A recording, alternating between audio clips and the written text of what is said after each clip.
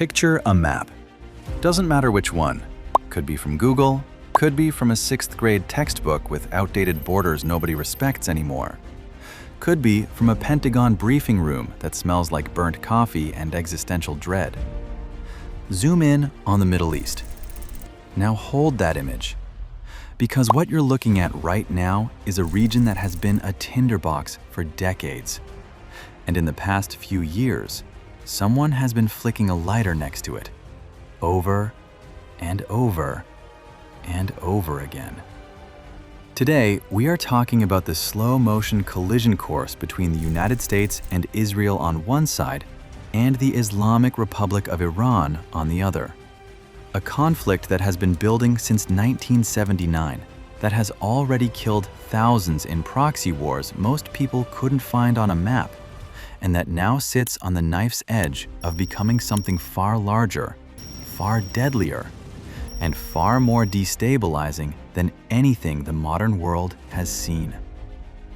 This isn't speculation. This is arithmetic, and the math is not looking good. Let's go back. Not all the way back, we'd be here for a week, but far enough to understand the bones of this conflict. 1979.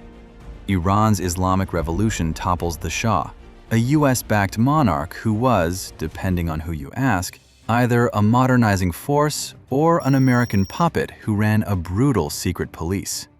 Probably both. The new regime, led by Ayatollah Khomeini, almost immediately takes 52 American diplomats hostage for 444 days. The relationship between Washington and Tehran has been a dumpster fire ever since. Fast forward through the decades.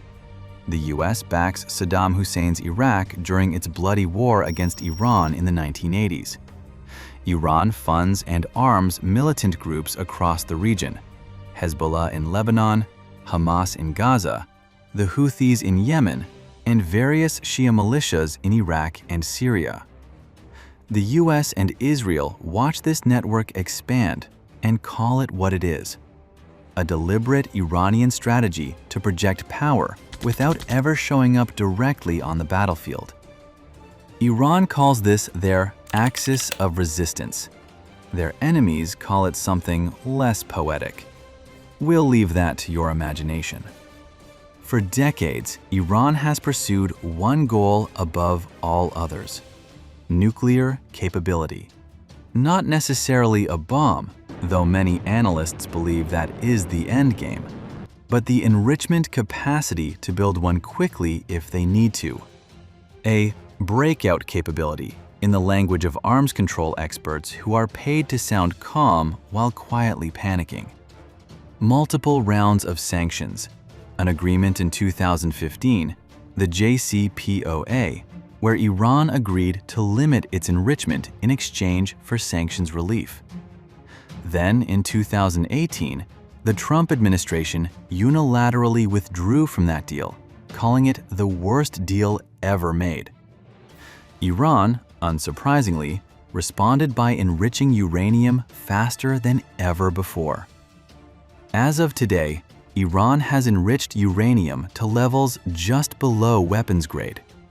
The gap between research program and nuclear weapons state is now measured in weeks, not years. Weeks. Let that sink in while I continue. For a long time, the US-Israel versus Iran conflict operated in what strategists call the gray zone: deniable, indirect, the kind of war that happens in the shadows, where everyone knows who's responsible, but nobody can prove it in a way that forces an escalation. Iran arms and funds Hezbollah, which fires rockets into northern Israel. Iran arms Hamas, which carried out the catastrophic October 7, 2023 attacks on Israel that killed over 1,200 people in a single day, the deadliest attack on Jewish people since the Holocaust. Iran arms the Houthis in Yemen, who proceed to shut down major shipping lanes in the Red Sea, disrupting global trade in a way that every person on Earth paid for at the grocery store, even if they had no idea why.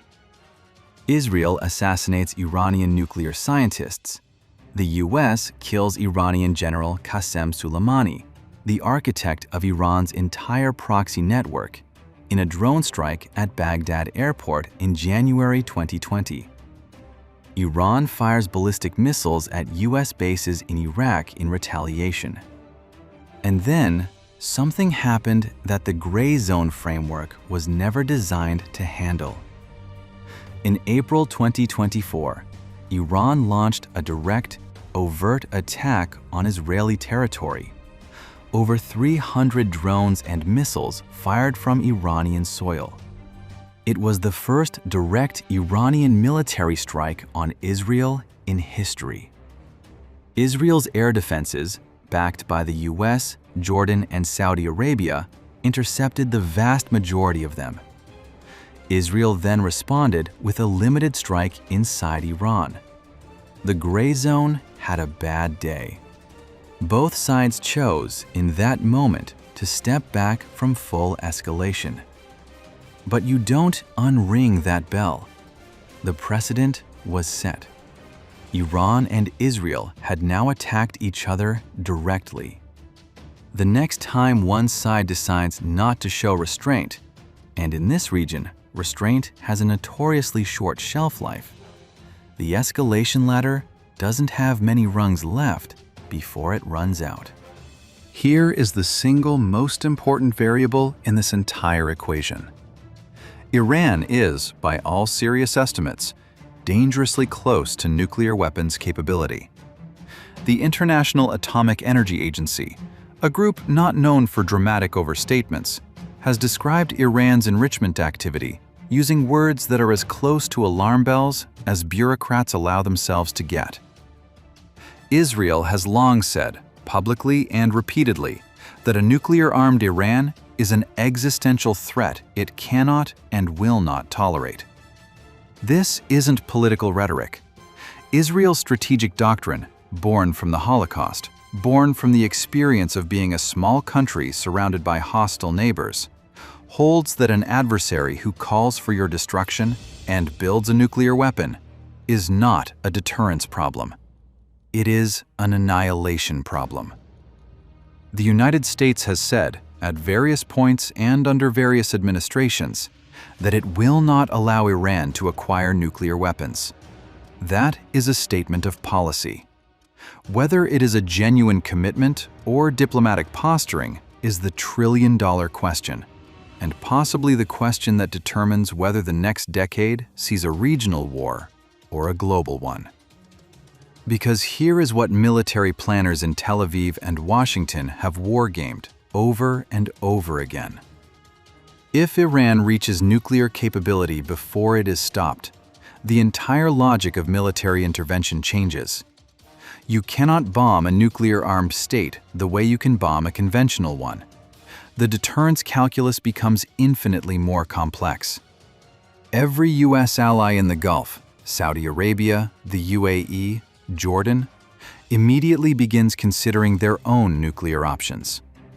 The Middle East goes from a region with one nuclear power, Israel, to a potential multipolar nuclear neighborhood.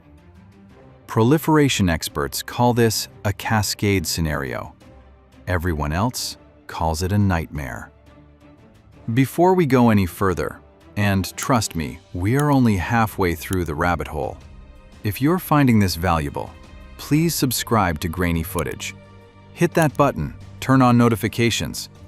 We cover the geopolitical stories that are too big to ignore and too complicated for a 3-minute news hit. We're building something here, and we want you in it. Okay, back to the abyss. One of the things that makes this situation uniquely dangerous and uniquely hard to predict is that the governments involved are all, to varying degrees, operating under enormous domestic pressure that pushes them toward confrontation rather than away from it. In Iran, the regime faces the most sustained internal dissent it has seen in decades. The 2022 Woman Life Freedom protests shook the government. Economic conditions, devastated by sanctions, have eroded public legitimacy. In authoritarian systems, there is a well-documented phenomenon where a government under domestic siege benefits, at least in the short term, from an external enemy. Nothing unifies a fractured country like a foreign threat. The Iranian leadership is not stupid. They understand this dynamic, and some analysts believe they use it deliberately.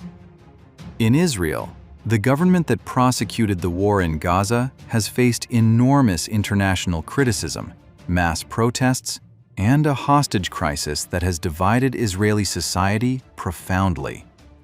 Prime Minister Netanyahu, a man who has survived political obituaries roughly as many times as Keith Richards has survived rock and roll, faces legal jeopardy at home and international pressure abroad.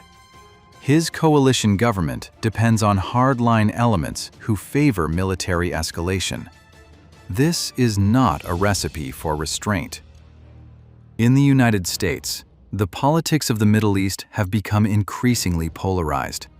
Support for Israel, once a bipartisan consensus, now splits largely along generational and partisan lines. Any U.S. administration that enters a major conflict in the region faces massive domestic political risk. But so does any administration that is seen as abandoning a key ally in a crisis. There is no good political option. There rarely is. And here is the dark comedic irony, if you're in the mood for it. 3 governments, each facing serious internal challenges, each benefiting in some narrow short-term way from an external crisis, are the primary actors deciding whether or not a war happens. What could possibly go wrong? Let's be concrete.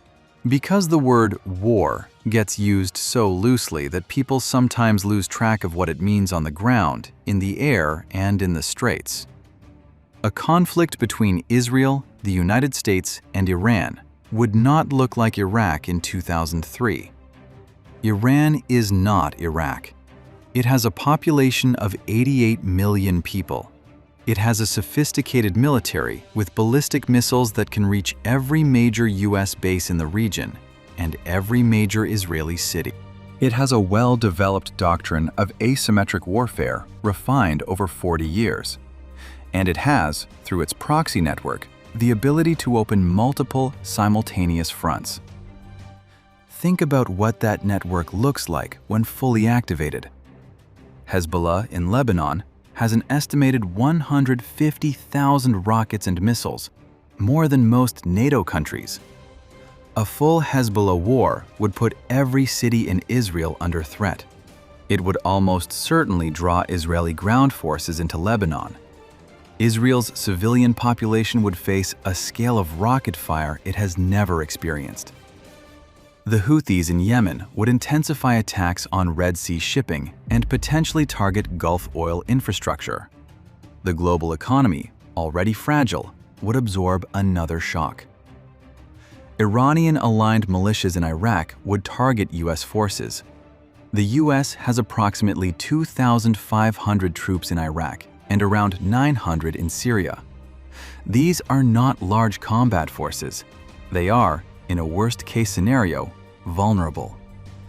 And Iran itself could close the Strait of Hormuz, the narrow choke point through which approximately 20% of the world's oil supply passes every single day. That number is not a rounding error. That is the kind of number that crashes the global economy. Oil prices spike, inflation surges, supply chains, already reconstructed and still fragile after COVID, fracture again. Countries that were just beginning to recover from years of economic disruption get knocked back down. And we haven't even mentioned what happens if the conflict goes nuclear in any form, tactical, accidental, or otherwise. Here is what the analysts who track great power competition lose sleep over. A major Middle East war does not happen in a vacuum. Russia, bogged down in Ukraine, but still a major actor in Syria and a key Iranian arms supplier, has strategic incentives to see the United States stretched thin across multiple theaters simultaneously. China, which has been quietly deepening economic ties with Iran and has a stated interest in challenging American dominance in the Pacific, is watching every U.S. military commitment in the Middle East and calculating how much bandwidth Washington has left for Taiwan. This is the domino theory, but for the 21st century, and the dominoes are bigger. The United States military is powerful, but it is not infinite.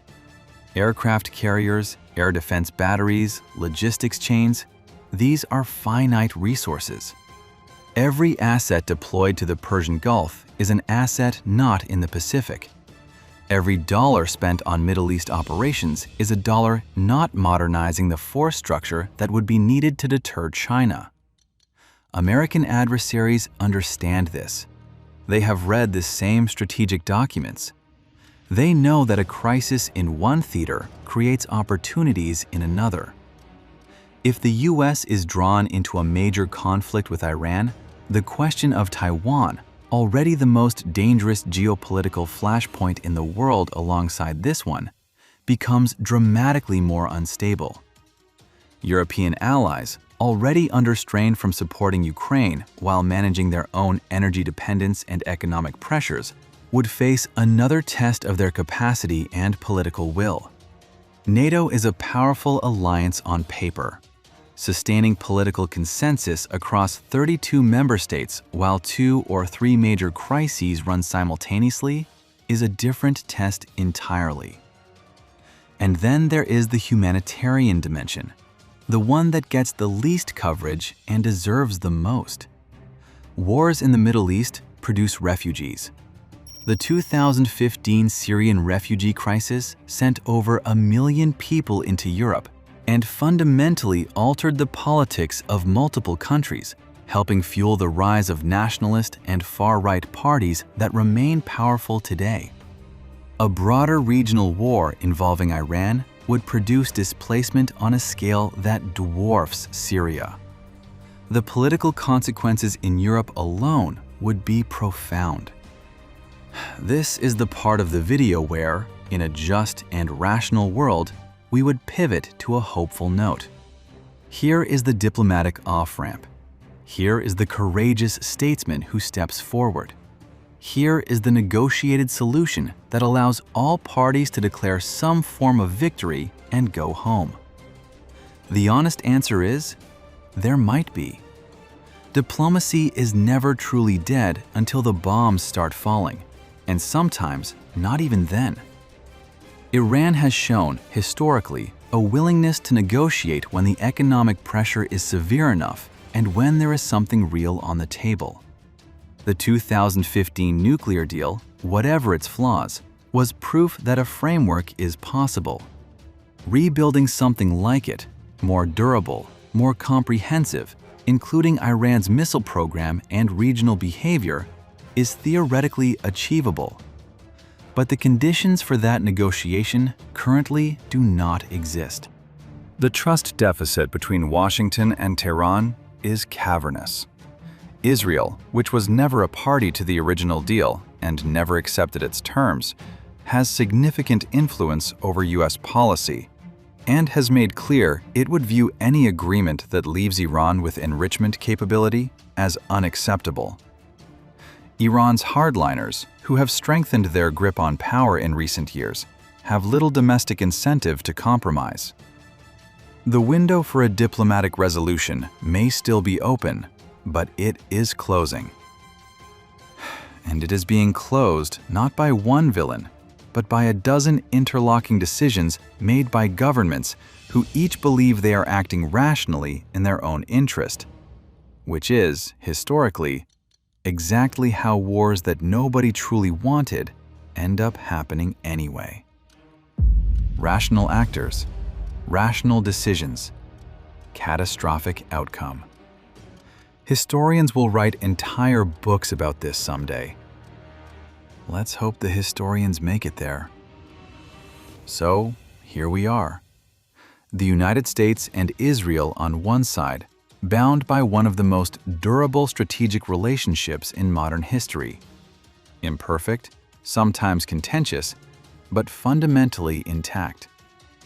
Iran on the other, a revolutionary state 45 years in, governing through ideology and fear, armed to the teeth, days away from nuclear capability, and surrounded by a web of proxies it has spent 4 decades building and arming.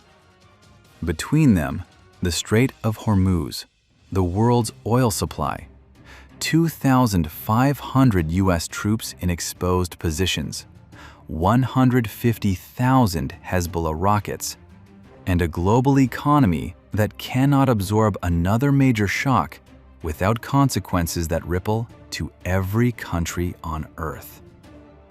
Is a war inevitable? No. Nothing in geopolitics is inevitable. History turns on individual decisions, miscalculations, accidents, and, occasionally, moments of unexpected restraint and courage. But is a war possible? More possible than at any point in decades. The gray zone is shrinking. The nuclear clock is ticking. The domestic political pressures on all sides push toward confrontation. And the mechanisms that used to manage this rivalry, back-channel diplomacy, careful crisis communication, the implicit understanding that certain lines would not be crossed, have been eroded by years of maximum pressure, assassination campaigns, proxy warfare, and direct military strikes. The map is the same map it has always been, but the lines on it are shifting. And the next lines drawn may be written not in ink, but in something much harder to erase. This is grainy footage. If you want to understand the world before it understands itself, subscribe to the channel and hit that notification bell.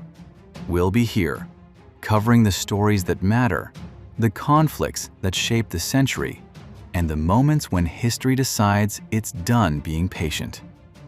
Stay curious, stay informed, and maybe keep an eye on that map.